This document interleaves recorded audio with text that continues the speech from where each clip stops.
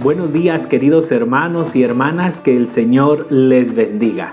Nos encontramos en este día lunes de la segunda semana del primer tiempo ordinario, tiempo litúrgico que se llama también Feria del Tiempo Ordinario. Y para hoy, el Evangelio nos presenta un tema que es muy importante.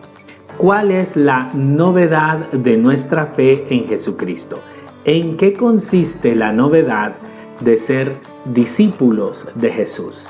Les invito a que reflexionemos en el Evangelio de hoy.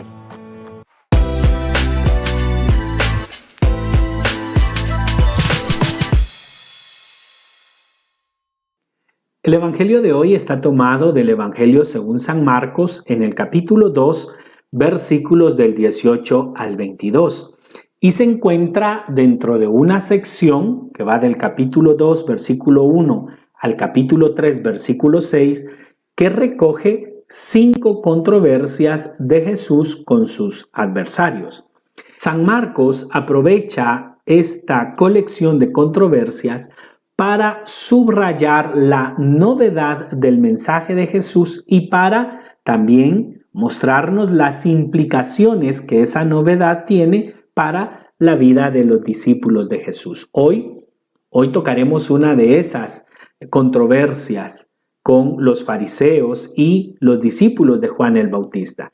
Hablamos del tema del ayuno. Escuchemos la palabra del Señor. Un día que los discípulos de Juan y los fariseos estaban de ayuno, fueron a decirle a Jesús: ¿por qué los discípulos de Juan y de los fariseos ayunan y tus discípulos no ayunan? Jesús les respondió: ¿pueden los invitados a la boda ayunar mientras el novio está con ellos? Mientras tienen al novio con ellos, no pueden ayunar. Llegará un día en que el novio les será quitado, y aquel día ayunarán. Nadie usa un trozo de tela nueva para remendar un vestido viejo, porque lo nuevo añadido tira del vestido viejo, y la rotura se hace más grande. Nadie echa vino nuevo en odres viejos, porque el vino revienta los odres y se echan a perder odres y vino. A vino nuevo, odres nuevos. Palabra del Señor, gloria a ti, Señor Jesús. La estructura del Evangelio de hoy es bastante sencilla.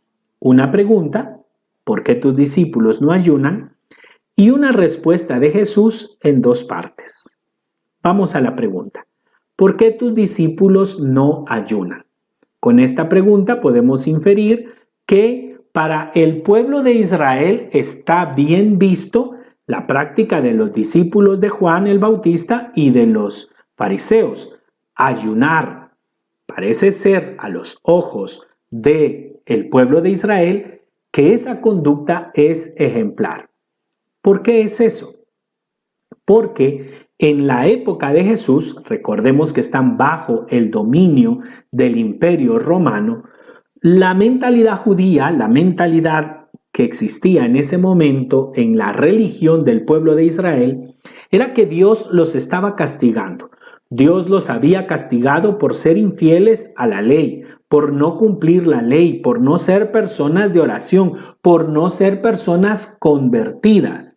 Ante el pecado del pueblo, Dios los ha castigado permitiendo que el Imperio Romano los invada con todas las precariedades y dificultades sociales, económicas que esto implica.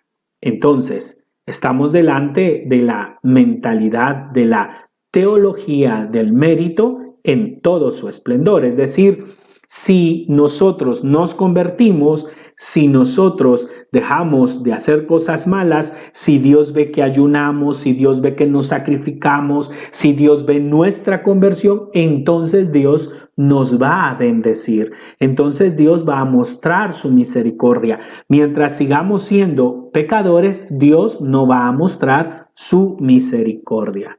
Y entonces los fariseos se esfuerzan con el cumplimiento de la Torá, los discípulos de Juan hacen ayunos difíciles, renuncias radicales, una vida de búsqueda de santidad total para alcanzar algo que yo espero que Dios me dé. Esto no es una mentalidad tan lejana a nosotros. Todavía hay mucha de esa mentalidad en nuestra forma de ver a Dios. ¿Cuántas personas, por ejemplo, ante sus problemas económicos piensan que la solución es diezmar, por ejemplo? Como no diezman, Dios no los bendice. Y entonces empiezan a diezmar para que Dios empiece a cambiar un poco la situación económica. Otros pues tienen conflictos en diferentes áreas y sienten que la manera en que van a ver la bendición de Dios en su vida o en la de otros es pues renunciando al pecado, haciendo sacrificios, haciendo renuncias, todo para empezar a ver algo de la misericordia de Dios. Y entonces empiezan a ir a misa los que no iban a misa, empiezan a orar los que no quieren orar, empiezan a buscar a Dios los que no han buscado a Dios, pero todo tiene un sentido. Que Dios componga una situación que yo creo me está pasando o estoy viviendo porque no estoy viviendo conforme la voluntad de Dios. Eso es común. La decepción es grande. La gente que empieza a diezmar casi que le dice a Dios, bueno Señor, yo ya empecé, empieza tú a bendecirme, bueno Señor, yo ya renuncié, entonces que se mire pues que yo empiezo a ser santo, que empiezo a caminar sobre las aguas, que empiezo a hacer milagros, que empiezo a hacer cosas nuevas, fuertes, poderosas, que me empiece a ir bien porque yo estoy haciendo renuncia, estoy haciendo sacrificio. Esa es una mentalidad todavía presente, vuelvo a repetirles. Sin embargo, Jesús introduce un nuevo criterio. ¿En dónde está la novedad? La novedad está en esto. Los discípulos de Jesús no es que no quieran ayunar, es que no pueden ayunar. No pueden ayunar porque ellos han descubierto el kairos, es decir, el tiempo de Dios, y han reconocido que el reino de Dios ya está en medio de ellos, que Jesús es Dios mismo ofreciendo su amor y su misericordia. Y Jesús utiliza una figura que es impresionante. Dice que Él es el novio, otras versiones dirán el esposo, y que por eso sus discípulos no pueden ayunar, porque el esposo, el novio, está con ellos. Esta figura del esposo es algo maravilloso porque en el Antiguo Testamento hay muchos textos bíblicos en donde Dios se revela, se presenta a sí mismo como el esposo que quiere hacer alianza con el pueblo de Israel. Pero llama la atención que Dios utilice un ejemplo, una acción humana como la alianza, Berit, en el Antiguo Testamento, para simbolizar lo que Él quiere hacer con el pueblo de Israel. En el pueblo de Israel, cuando un hombre y una mujer hacían alianza, eso quería decir que alguien que no era carne de mi carne, ni sangre de mi sangre, por la alianza yo la hacía carne de mi carne y sangre de mi sangre. Y entonces la unidad era perfecta. Y Dios utiliza en el Antiguo Testamento esa figura para mostrar lo que Él quiere hacer con su pueblo. Mostrarles que lo que quiere es una alianza de amor, convertirlos en carne de su carne y sangre de su sangre. Es decir, unirlos de una manera perfecta, eterna, plena. Lo interesante es que ningún profeta se llamó a sí mismo el novio o el esposo. A lo sumo, Juan el Bautista se llamó el amigo del novio. Jesús dice que Él es el esposo, que Él es el novio, que ha venido a hacer esa alianza, a ofrecer su amor, a ofrecer su misericordia. De tal manera que el ayuno no es anulado, la penitencia no es anulada, pero se introduce una novedad. Ya no es para que Dios me deje de castigar o para que Dios me dé o para que Dios haga. ¿En dónde está la novedad? Lo dice bien claro el versículo 19. Perdón, el versículo 20. Llegará un día en que el novio les será quitado y aquel día ayunarán. Esto es hermoso, porque ahora el criterio para ayunar no es si estoy mal, no es si quiero que Dios haga algo, no es si necesito que Dios haga algo. El criterio para ayunar está en la relación del discípulo con Jesús. En esa medida, específicamente en su relación con Jesús, es que queda el ayuno. El ayuno deja de ser un cumplimiento absoluto, total, de sacrificio para que Dios haga algo y empieza a ser un ejercicio para convertirme en un hombre, en una mujer más dócil, más frágil ante las nociones, ante las intuiciones que vienen de Dios. Es permitirle a Dios que Él sea todo en mí. No se trata de que Dios haga o me está castigando o que Dios mire mi conversión. Se trata de llenarme cada vez más de Dios. De tal manera que, vuelvo a repetir, a veces el tema del ayuno no es del todo comprendido dentro de la misma Iglesia Católica. Escucho gente decir, viene el retiro, vamos a ayunar. Y a mí me dan ganas de preguntarles, a ver, ¿por qué? ¿Qué quieren lograr con su ayuno? A ver, cuéntenme. Es que lo que queremos es que Dios bendiga el retiro. Dios ya bendijo el retiro, hermano. Es para que Dios nos use y que podamos nosotros ser de bendición para la gente que va a llegar. Mira, hermano, Dios ama a la gente que va a llegar. Contigo o sin ti, Dios les va a hablar.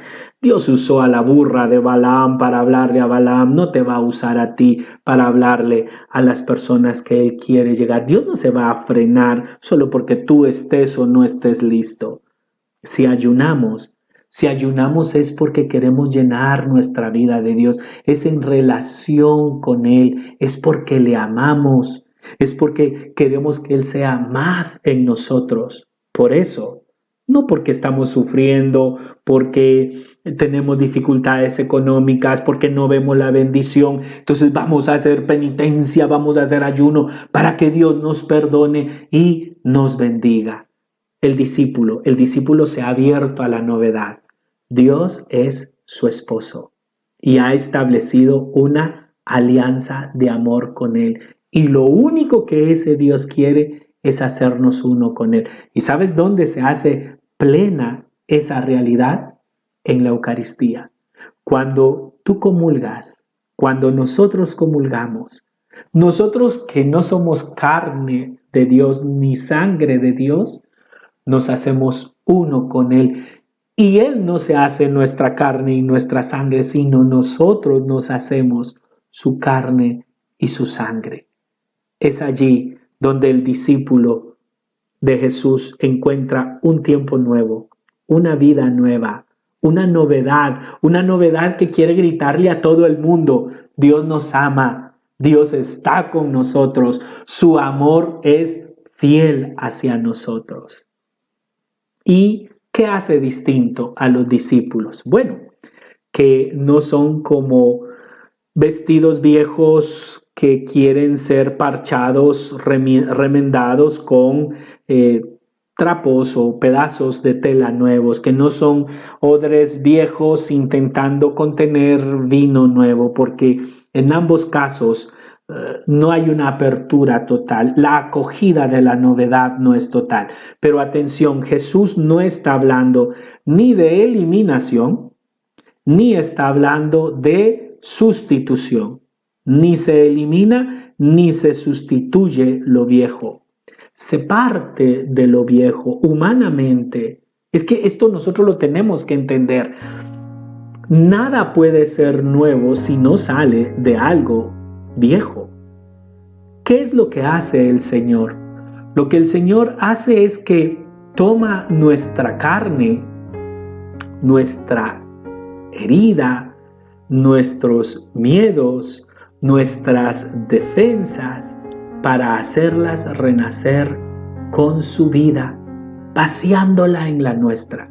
Cuando Dios vacía su vida en nosotros, toma nuestras heridas, nuestra historia, nuestros errores, nuestros pecados, nuestras defensas, nuestros temores, nuestras dudas, y las llena de su amor y de su misericordia. Nuestra carne queda así desposada por Dios, y nuestro desafío es aceptar ser esposa.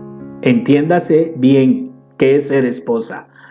Asumir todo lo que consideramos viejo, antipático, todo lo que es viejo en nosotros y en nuestra historia, para que Él, con su Santo Espíritu, derrame esa fusión de vino nuevo que renovará nuestra existencia tan sedienta de vida y de infinito. Ese es el gran reto de ser cristiano. Ser cristiano significa estar dispuesto a ser un odre nuevo que acoge una vida nueva, que acoge la experiencia del amor de Dios, que renueva nuestra propia historia, vieja si tú quieres, con sus heridas, con sus fracasos, pero que en Cristo tiene una nueva vida, una nueva vitalidad, una nueva alegría. Experimenta el amor y la libertad. En el nombre del Padre, y del Hijo, y del Espíritu Santo. Amén.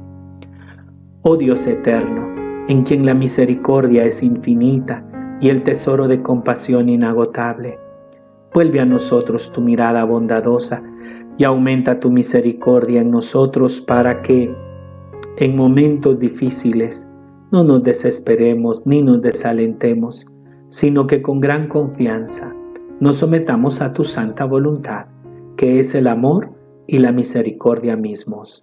Amén. En el nombre del Padre, y del Hijo, y del Espíritu Santo. Amén. Que el Señor les bendiga, que este día nosotros podamos experimentar la novedad del vino nuevo, de la vida nueva del Señor en nosotros, y poder compartirla con los demás. Que Dios les bendiga.